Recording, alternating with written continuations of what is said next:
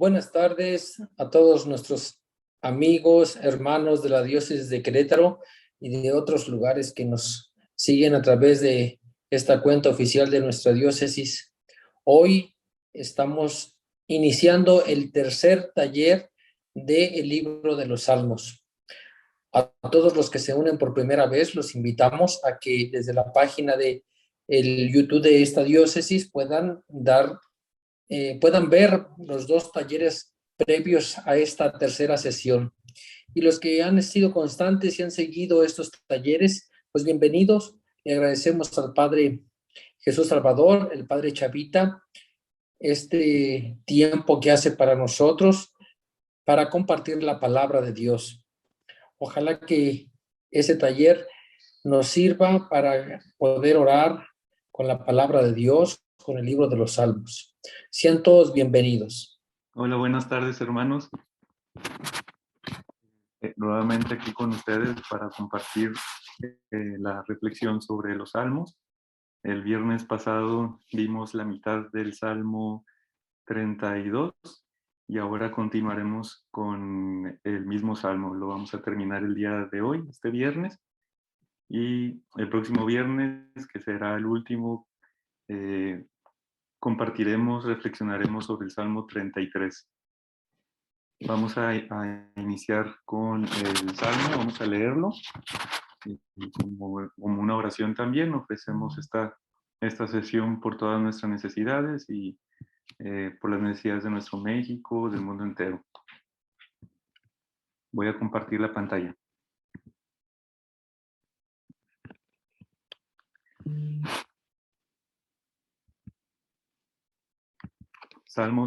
Salmo 32. De David, poema para enseñar sabiduría. Dichoso al que perdonan su culpa y queda cubierto su no le imputa delito y no hay falsedad en su interior. Cuando yo guardaba silencio, se consumían mis huesos, cansado de gemir todo el día. Pues día y noche tu mano pesaba sobre mí. Mi linfa se alteraba por los ardores del estío. Mi pecado te he hecho conocer y no te cubrí mi culpa. Me dije, confesaré al Señor mis delitos y tú perdonaste la culpa de mi pecado. Por eso a ti acude en oración quien te ama, en el tiempo en el que se dará cuenta de la culpa. Sí, en la inundación de grandes aguas que jamás lo alcanzarán. Tú eres mi refugio, me proteges de la angustia, me rodeas de gritos de liberación. Yo te hago sabio y te instruyo el camino a seguir. Yo te aconsejo, sobre ti está mi ojo. No sean como el caballo o el mulo que no entienden. Rienda y freno hacen falta para domar su brío, pero ellos a ti no se acercan. Copiosas son las penas del malvado, mas quien confía en el Señor, amor lo rodea. Alégrense en el Señor y exulten, oh justos, y griten de gozo ustedes todos rectos de corazón. Gloria al Padre, y al Hijo, y al Espíritu Santo, como era en el principio, ahora y siempre, por los siglos de los siglos. Amén.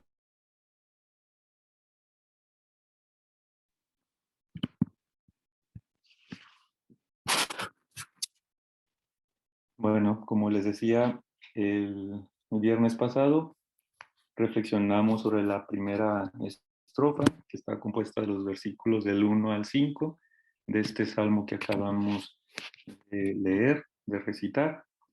Y ahora continuamos con la segunda estrofa, que es el resto del salmo, del versículo 6 al 11.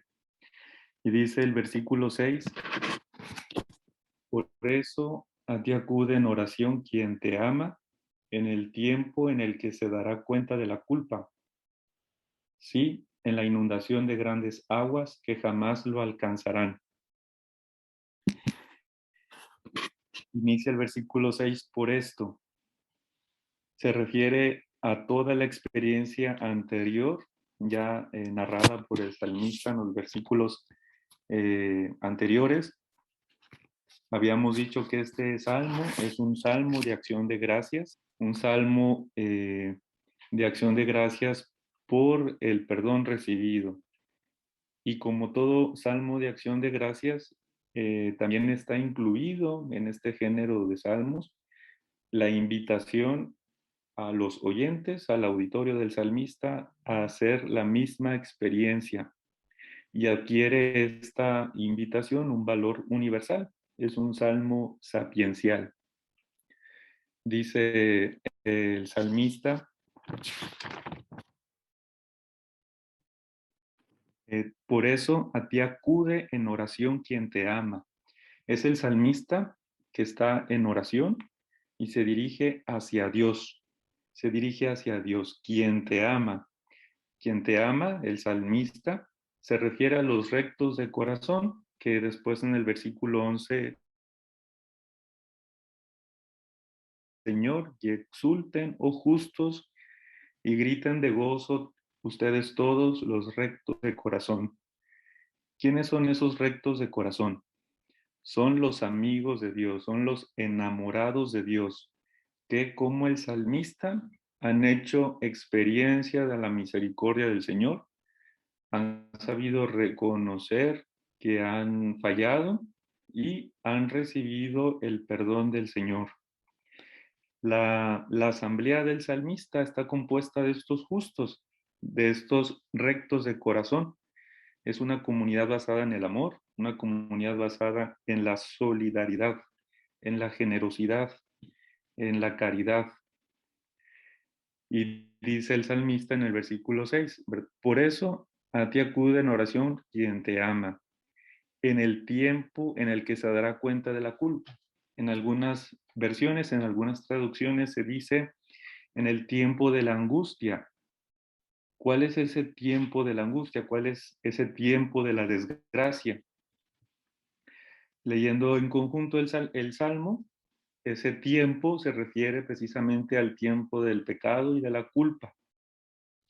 El fiel, el enamorado de Dios, se da cuenta que ha fracturado esa relación, toma conciencia delante de Dios y en ese momento, en ese tiempo de angustia en el que se da cuenta de la propia culpa, de la propia falta, del propio pecado, acude al Señor.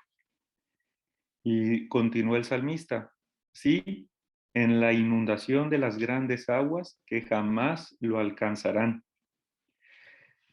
Aguas caudalosas, ¿verdad? Probablemente se refiere al castigo del que nos hablaba el salmista en el versículo 3 y 4, donde hacía referencia a la mano de Dios que pesa sobre él, dice el versículo 3. Yo guardaba silencio, se consumían mis huesos. El versículo 4, pues día y noche tu mano pesaba sobre mí. Habíamos dicho que esto se refiere al castigo divino, que es como un medio de disciplina, de educación. Y dice el salmista, la inundación de las grandes aguas jamás lo alcanzarán. Es decir, que ese castigo, digamos, la consecuencia de haber ofendido a Dios, no va a sofocar al enamorado de Dios, no va a sofocar a quien abre al corazón a Dios, dándose cuenta y suplicándole a Dios su perdón. Dice un rabino, el salmista no debe pedir a Dios que las aflicciones, aguas, hablando de las aguas caudalosas, el rabino lo interpreta como las aflicciones que vive el salmista. Dice, el salmista no debe pedir a Dios que las aflicciones no lo toquen, porque sin las aflicciones uno no puede ser purificado de los pecados. Más bien, él debe pedir, el salmista, y nosotros, junto con el salmista, nosotros al leer el salmo estamos tomando el lugar del salmista. Él debe pedir de no ser rebasado por la onda improvisada de la tragedia. En nuestra oración debemos de pedir que el Señor nos dé la fortaleza de no sucumbir ante las adversidades, de no vernos rebasados por estas adversidades que muchas veces sobrevienen. Las grandes aguas, podríamos pensar inmediatamente en el libro del Génesis, por ejemplo, al inicio, ¿verdad? Que había un caos, las aguas cubrían todo, y podemos también citar algunos otros salmos, Salmo 29, Salmo 93, que se pueden interpretar las grandes aguas como la metáfora de la muerte. Y nos viene a la mente también el cantar de los cantares. Dice el cantar de el amado, el enamorado, el cantar de los cantares, capítulo 8. Ponme, dice el que está totalmente enamorado, le dice a su enamorada, ponme como sello en tu corazón, que fuerte como la muerte es el amor. Las grandes aguas no podrán apagar el amor que yo te tengo, ni los ríos anegarlo. Y nosotros, leyendo este salmo, podremos decir, no fuerte como la muerte, sino el amor es mucho más fuerte que la muerte. El amor es mucho más fuerte que la misma muerte. De tal modo que las grandes aguas no podrán alcanzar al que confía en el Señor, al que se siente amado por el Señor. Más fuerte que la misma muerte es el amor verdadero, el amor que viene de Dios. Y también podemos recordar o citar el Salmo 118. El Señor me ha castigado duramente, pero no me ha entregado a la muerte. Esta es la experiencia del salmista. El salmista en el versículo 3, en el versículo 4, ha sentido el peso de la mano de Dios, ha sentido, digamos, como el salmista del 118, del Salmo 118, ha sentido el castigo de Dios, me ha castigado duramente. Sin embargo, es también la experiencia de todo aquel que se siente amado por Dios y se dirige a Dios en la oración. Cuando bajo la dura disciplina del Señor, la dura disciplina de Dios, toma conciencia pues de que ha fallado y ha fracturado esta relación. Y continúa el versículo 7, tú eres mi cobijo. Volvemos a repetir, es el salmista, nosotros quienes nos dirigimos al Señor con un tú. Ese es el mismo tú del versículo 5. Tú, Señor, el Señor, tú absolviste mi culpa y perdonaste mi pecado. En ese versículo 5 nos narra su experiencia en el pasado. Él experimentó el perdón de Dios. Tú me absolviste. El verbo está conjugado en el pasado. Y en el versículo 7, el verbo está conjugado en presente. Tú eres mi refugio. La experiencia que se tuvo en el pasado se hace una experiencia perenne para el presente, una lección para el presente. Algunos salmos, algunas traducciones, perdón, en lugar de traducir, tú eres mi refugio, a lo mejor en sus Biblias puede decir, tú eres mi reparo, tú eres mi cobijo. Y se trata del Señor, es nuestro refugio, nuestro cobijo, en este salmo, no contra los enemigos externos, sino contra el mismo castigo de Dios. Se trata del mismo Dios, ¿verdad? Dios, nosotros que estamos bajo la disciplina de Dios, Dios no nos va a mandar pruebas que no soportemos. Dice Isaías, las aguas ahogarán el refugio humano. Si nosotros confiamos más en nosotros mismos o en los medios humanos, nos veremos rebasados por las adversidades. En cambio, quien confía en el Señor las aguas, esas adversidades, no lo rebasarán. Y dice el versículo 7, continúa, tú me proteges de la angustia y me rodeas de gritos de liberación o gritos de salvación, de liberación por el perdón recibido. Y entonces aquí termina la oración del salmista. Y en el versículo 8, el Señor toma la palabra. Es el Señor que se dirige al salmista y toma la palabra como un maestro de sabiduría, dice el versículo 8. Yo, el Señor, yo te hago sabio y te instruyo el camino a seguir. Yo te aconsejo, sobre ti está mi ojo. Así lo podemos traducir literalmente. Varían en las traducciones, ¿verdad? En las traducciones muchas veces pues tratan de mantenerlo poético, ¿verdad? Aquí como yo lo traduje, yo te aconsejo, sobre ti está mi ojo, no suena con mucha rima, pero así dice el texto, sobre ti está mi ojo. Entonces es el mismo Dios que nos habla en este versículo 8 como maestro de la sabiduría. Y podemos recordar aquí también el Salmo 51. Dice el salmista, en lo íntimo, tú, Señor, me haces conocer la sabiduría.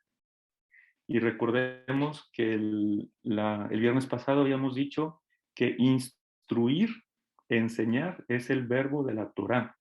La Torá proviene de este verbo que significa instruir, enseñar, y Torá como sustantivo significa enseñanza, instrucción. Tú, yo te instruyo, dice el Señor al salmista, a través de la Torá, a través de mi palabra, de su palabra. Y otro modo, en el Salmo 32, otro modo de instruir, de enseñar de Dios es a través del sufrimiento. Quien no aprende, quien no aprende de esta experiencia, entonces, pues se verá rebasado, ¿verdad? Quien no aprende a hacer la misma experiencia como del salmista, de confesar, de reconocer y de confesar, las aguas lo rebasarán. Dice el Salmo 25, que habíamos dicho que era el que iniciaba este cuerpo de Salmo del 25 al 34, dice el Salmo 25, Dios enseña a los pecadores el camino a seguir. El camino entonces es también un tema, una palabra clave en este grupo de salmos. Dice el Señor aquí, yo te instruyo el camino a seguir, yo te aconsejo, sobre ti está mi ojo. Aquí el destinatario de la enseñanza de Dios es el mismo pecador, el salmista que se reconoce como tal. Y el sufrimiento entonces podríamos deducir de este salmo, el sufrimiento es también palabra de Dios. El sufrimiento se constituye también como un mensaje de parte de Dios. Seré yo tu consejero. En el sufrimiento, Dios es nuestro maestro, es nuestro consejero. Y también se nos viene a la mente toda la pasión del Señor, ¿verdad? Su pasión, su muerte en la cruz. Y dice, sobre ti está mi ojo, pero no como un juez, no tanto como un juez, sino como un padre que cuida de su hijo. Recordemos también en el Deuteronomio, el Señor les dice que en el desierto, Moisés recuerda al pueblo de Israel que el Señor en el desierto se comportó como un padre que cuida de su hijo. La finalidad, pues, de todo el sufrimiento en el que se vio inmerso el salmista es, pues, la educación, es el amor, el que el salmista pueda a través de ese sufrimiento volver la mirada hacia el Señor.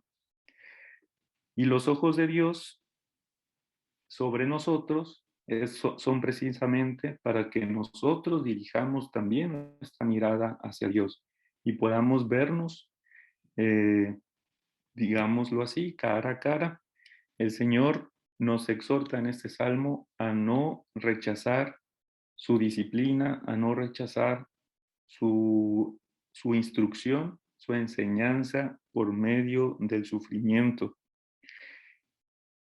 Sigue el salmo, perdón, y continúa el salmista con el versículo 9, que es un versículo un poquito quizás difícil de comprender, un poco extraño.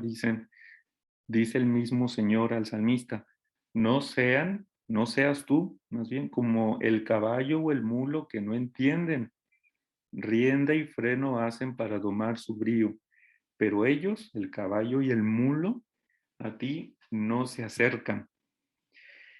El caballo y el mulo es el mismo salmista cuando guardaba silencio y no reconocía su pecado, lo que nos dice el versículo 3 y 4.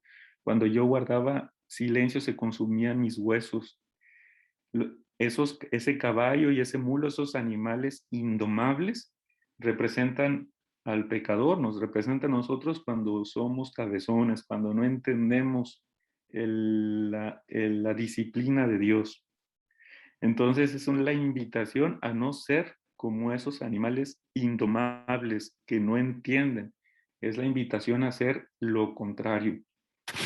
Y aquí podemos citar a Isaías también. Isaías nos dice en el capítulo 1, el buey conoce a su propietario. El asno conoce el pesebre de su amo. Pero Israel no conoce, mi pueblo no comprende. Este versículo de Isaías también nos puede evocar la escena del pesebre, ¿verdad? El buey conoce a su propietario, el asno conoce el pesebre de su amo. San Agustín, que celebramos su fiesta el mes pasado, el día 28 de agosto, recién lo celebramos hace un mes casi, él interpreta este animal, buey y asno, del siguiente modo. El buey y el asno se caracterizan por tener la cabeza baja. Y el caballo y el mulo, en cambio, son los que aparecen en el Salmo 32, se caracterizan por tener la cabeza erguida. Ser como el caballo es alguien que no conoce a su señor. Lo contrario del buey y del asno, alguien que tiene la cabeza erguida, que no es capaz de mirar hacia abajo. Así lo interpreta San Agustín. Ser como el caballo, ser como el mulo, es no acercarse a Dios. El Salmo entonces considera el sufrimiento como un medio, un camino para acercarse a Dios. Es un beso de Dios al hombre, para que el hombre se acerque. La falta de inteligencia es no ver en el sufrimiento un acto de amor de Dios al hombre. Pareciera extraño, ¿verdad? Pero a través del sufrimiento nosotros podemos acercarnos a nuestro Señor, ¿verdad? Que también sufrió a causa de nosotros. También muchas veces el sufrimiento que nosotros padecemos, pues es consecuencia también de nuestras faltas, de nuestras malas decisiones, de lo que sale del corazón, ¿verdad? Que a veces lo que sale de nuestro corazón hace sufrir a los demás y nos hace sufrir a nosotros mismos. Y a través de ese sufrimiento debemos de aprender, ¿verdad? El freno y la brida, la rienda y el freno que se le ponen al caballo y el mulo, simbolizan en este salmo la mano de Dios, su educación. Nos dice Proverbios 13:24, quien no reprende a su hijo, lo odia. Quien lo ama está pronto para corregirlo. Esto lo puede entender fácilmente los que tienen hijos, los papás, los mamás, que a veces tienen que tener una mano dura, pero no porque no amen a su hijo o a su hija, no porque los odien, sino porque los aman y necesitan corregirlos cuando algo no está bien, ¿verdad? O para evitar un peligro, necesitan una mano dura. Es es la educación también a través de esa mano dura, de ese sufrimiento, a través del sufrimiento. Dice, les decía del Deuteronomio, reconoce en tu corazón que como un hombre corrige a su hijo, así el Señor tu Dios te corrige. Y llegamos al versículo 10. Copiosas son las penas del malvado, mas quien confía en el Señor, amor lo rodea.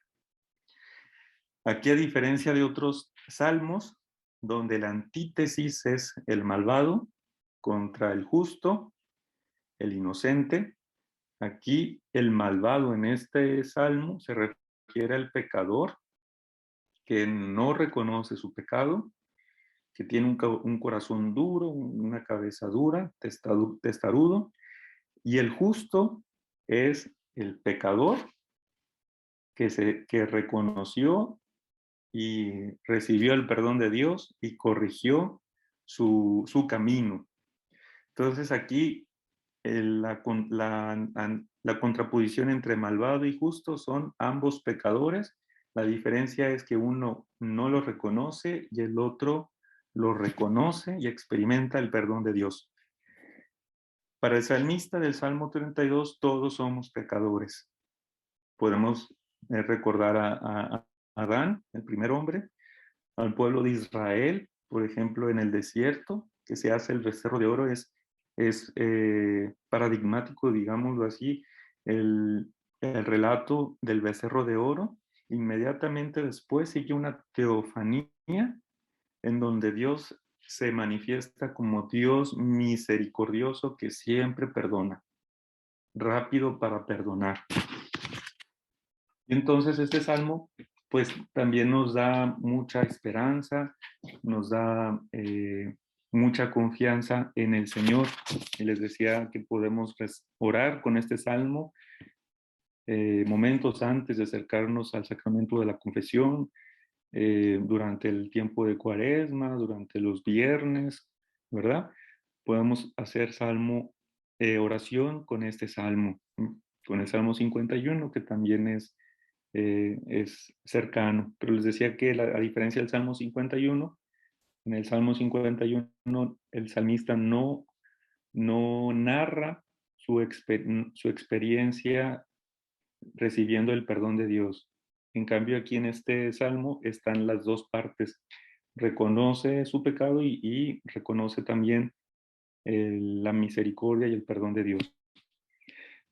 Dice, copiosas son las penas del malvado, pues aluden al freno y a la brida que el caballo y el mulo se niegan a poner, ¿verdad? Porque no quieren ser domados a la corrección de Dios, ¿verdad? Que el malvado no acepta y por lo tanto no se arrepiente y no se acerca a Dios. Es también el mismo salmista cuando guardaba silencio y no quería reconocer y confesar su pecado. En cambio, quien confía en el Señor, amor lo rodea, misericordia lo rodea, dicen otras traducciones. Es el mismo salmista después de haber hecho experiencia de la misericordia de Dios y es una enseñanza universal. El resultado es el restablecimiento de una relación que se había roto, que se había visto comprometida. El salmista desde el inicio no se considera justo, no se puede llamar justo en el sentido de inocente, que no tiene pecado, pero sí reconoce al final que su justicia proviene de Dios. Es la justicia de la que habla el salmista, es la justicia que viene del perdón de Dios. Solo quien tiene confianza ora. Solo quien tiene confianza puede quitarse y la máscara. Solo quien tiene confianza puede mostrarse tal cual es frente al otro. Se confía, se fía del otro. Y en el último versículo el salmista se dirige a la comunidad.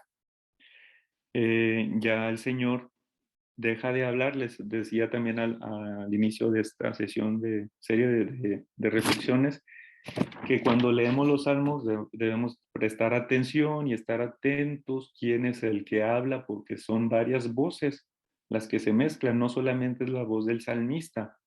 A veces cambia en el versículo siguiente y es el Señor quien habla, y como es un salmo, como es algo poético, pues no te dice, ¿verdad?, quién es el que está hablando, como cuando escuchamos algún relato de algún otro libro de la Biblia, el narrador te dice quién es el que habla, quién es el que responde, quién es el que reacciona. Aquí en el Salmo en los Salmos es distinto y tenemos que estar atentos quién es el que habla.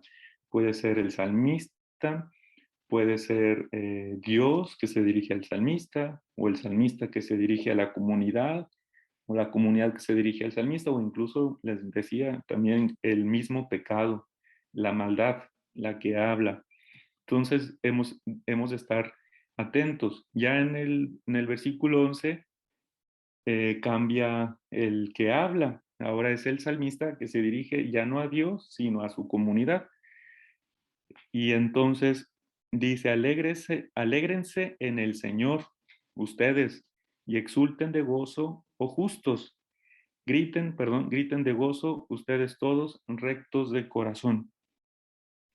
La novedad aquí, como les decía, los justos son los pecadores perdonados. Y la novedad también es que esos pecadores perdonados están reunidos en asamblea, cosa muy distinta lo que nos presentaba el Salmo 1, donde dice que los impíos alzarán, no se alzarán, no se pondrán de pie en el juicio, ni los pecadores en una asamblea de justos. Es decir, ellos no formarán parte de esa asamblea de los justos. Aquí la novedad es que esos pecadores han sido perdonados y han sido declarados justos por la gracia de Dios. Han sido ya admitidos nuevamente a esta asamblea. Los rectos de corazón son los mismos pecadores que han hecho camino de esa experiencia de la misericordia de Dios. Son los que no han escondido sus pecados, son los que no tienen falsedad en su interior. Les decía que para el salmista la única condición para recibir el perdón de Dios es no tener falsedad, que consiste en ser sinceros, es decir, en reconocer y confesar, ¿verdad? Quien, quien hace lo contrario oculta su pecado, no lo reconoce y por lo tanto se cierra a recibir el perdón.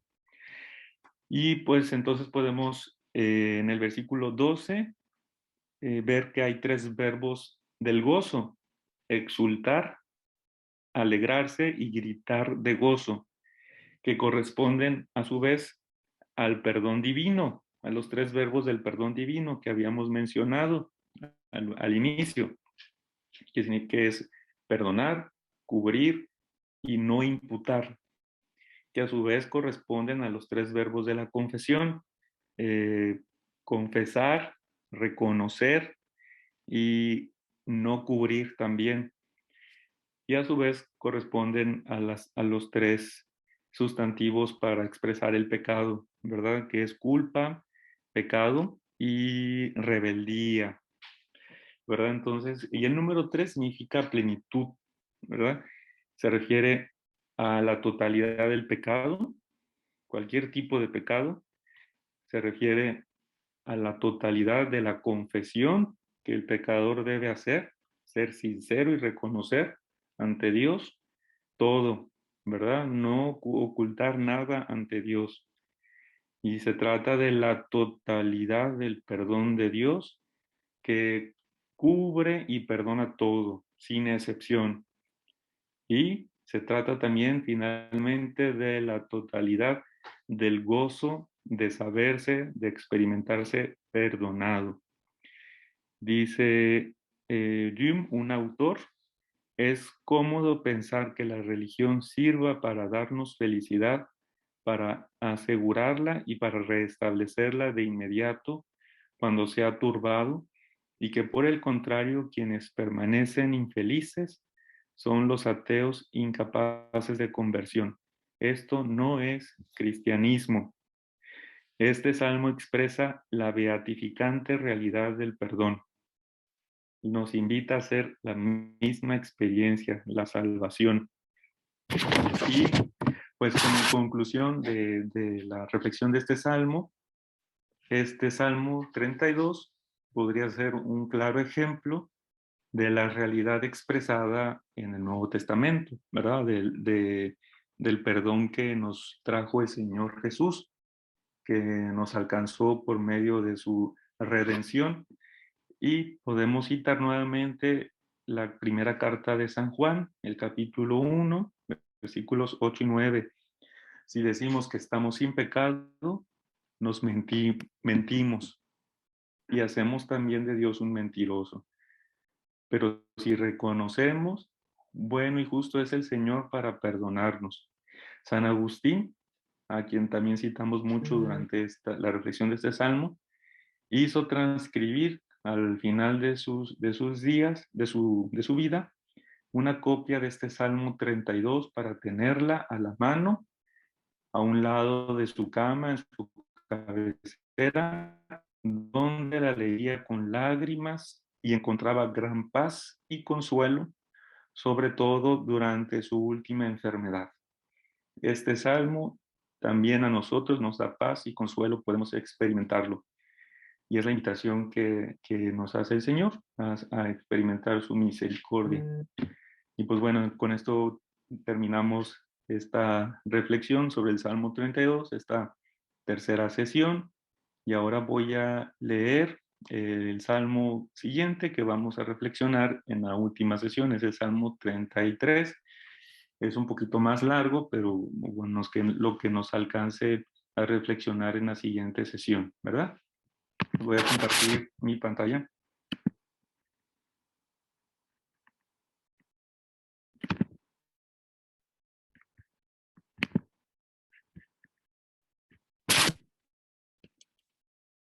Uy.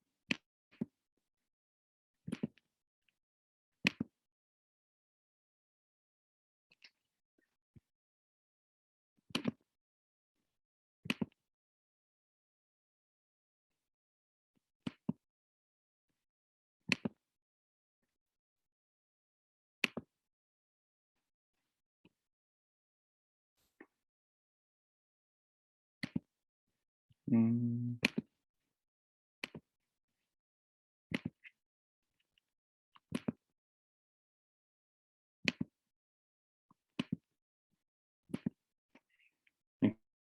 Aquí tenemos el Salmo 33.